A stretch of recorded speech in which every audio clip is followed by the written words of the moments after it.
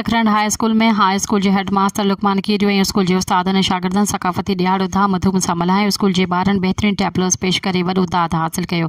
उन सां गॾु सिंध जूं भली नसल जूं बकरियूं, बहितरीन सिंगारियल घोड़ो शागिर्दनि ऐं आयल महिमाननि खे सफ़ा मोहे विधो।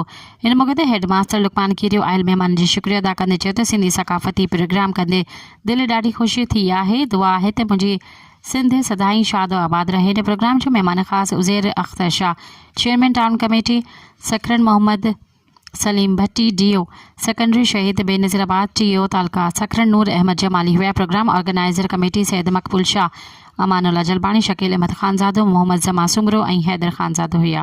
मज़ीद ख़बरनि ऐं तफ़सीलात लाइ विज़िट कयो असांजी वेबसाइट www.awamiNewsHD.com ऐं ॾिसंदा रहो अवामी न्यूज़ HD।